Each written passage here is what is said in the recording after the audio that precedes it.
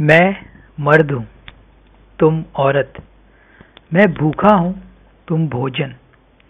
मैं भेड़िया, गीदड़, कुत्ता, जो भी कह लो। मुझे नोचना अच्छा लगता है, घसीटना अच्छा लगता है। मुझसे तुम्हारा मांसिल शरीर बर्दाश्त नहीं होता। तुम्हारे उभरे हुए वक्ष देखकर मेरा खून रफ्तार पकड़ लेता है। मैं कुत्ता हूँ। तो क्या अगर तुम मुझे जन्म दिया है? तो क्या अगर तुम मुझे हर साल राखी बांधती हो? तो क्या अगर तुम मेरी बेटी हो? तो क्या अगर तुम मेरी बीवी हो?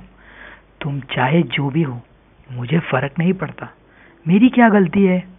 घर में बहन की गदराई जवानी देखता हूँ पर कुछ कर नहीं पाता, तो तुम पर अपनी हवस उतार लेता हूँ। घोड़ा घास से दोस्ती करे तो खाएगा क्या? मुझे तुम पर कोई रहम नहीं आता, कोई तरस नहीं आता।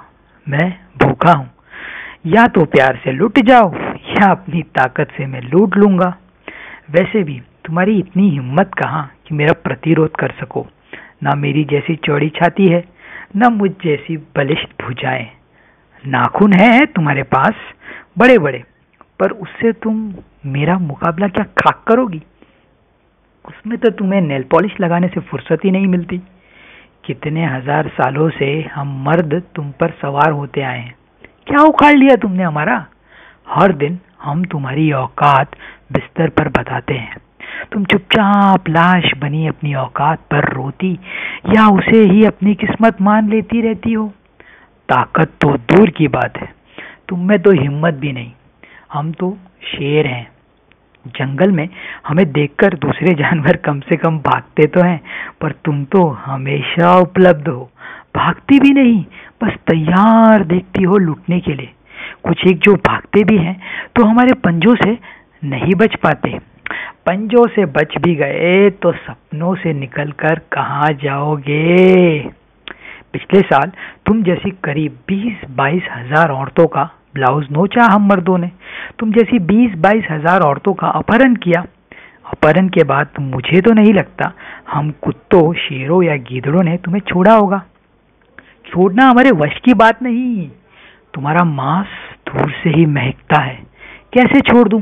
करीब 80-85 हजार तुम जैसी औरतों को घर में पीटा जाता है। हम पति ससुर तो पिटते ही हैं, साथ में तुम्हारी जैसी एक और औरत का साथ मिल लिया है, जिसे सास कहते हैं। और ध्यान रहे, ये सरकारी रिपोर्ट है। तुम जैसी लाखों तो अपनी तमीज और इज्जत का रोना रोते हो, और एक रिपोर्ट तक फाइल करवाने में तुम्हारी फट जाती है। तुम्हारे माँ बाप, भाई भी इज्जत की दुहाई देकर तुम्हें चुप करवाते हैं और कहते हैं, सहो बेटी सहो, तुम्हारे लिए सही जुमला पड़ा गया है। नारी की सहन शक्ति बहुत ज्यादा होती है, तो फिर सहो। मैं मर्द हूं और हजारों सालों से देखता आ रहा हूं कि तुम्हारी भीड़ सिर्फ एक ही काम के लिए इकट्ठा हो सकती है, मंदिर पर सत्संग सुनाने के लिए।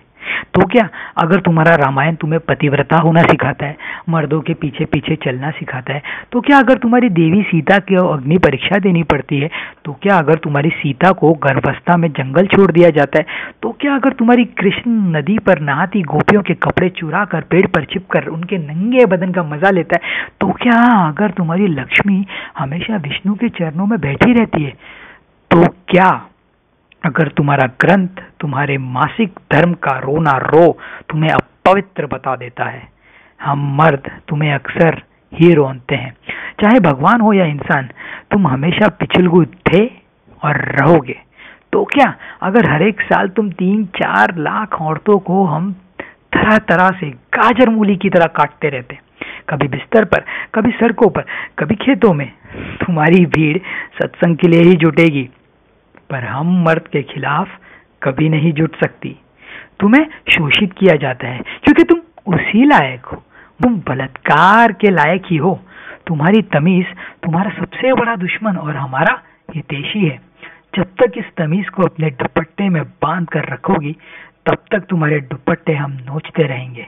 जब तक लाश का करेजे में बसा रखोगी, तब तक तुम्हारी धज्जियां उड़ेंगी। मैं भूखा हूं, तुम भोजन हो।